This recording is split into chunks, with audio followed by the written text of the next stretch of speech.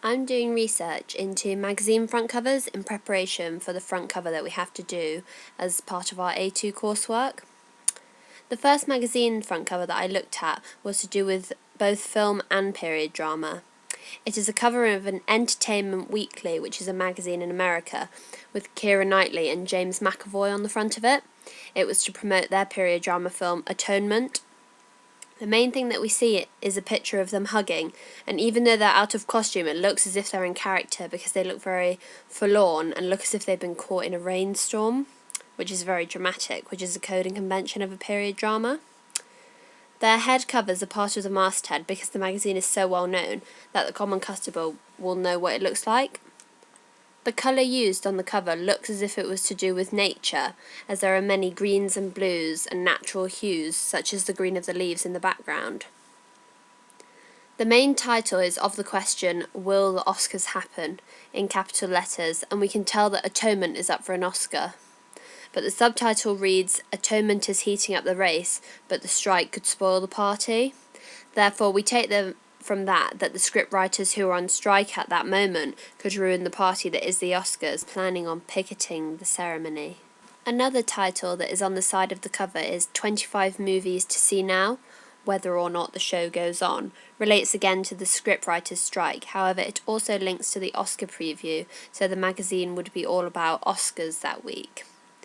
All of the other subtitles on the magazine are to do with other films, such as The Return of the Terminator and Tom Cruise Tell-All, so this all relates to Oscars and films. Therefore, this issue of Entertainment Weekly could be seen as a mini movie magazine.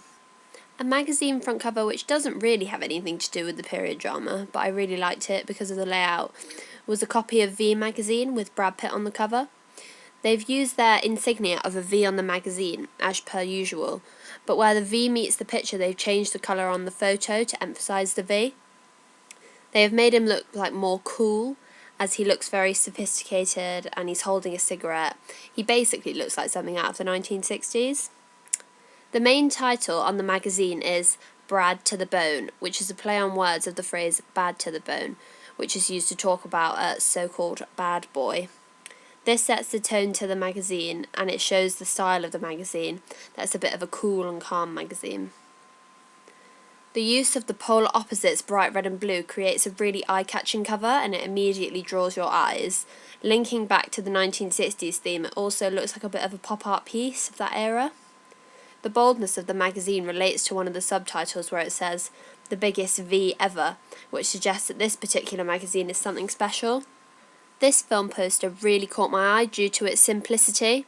There is just a plain grey background of trees which creates a sombre atmosphere.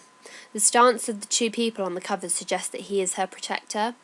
The looks on their faces reflect the tone of the cover. They look emotionless and a bit scary, truth be told, which emphasises the grey.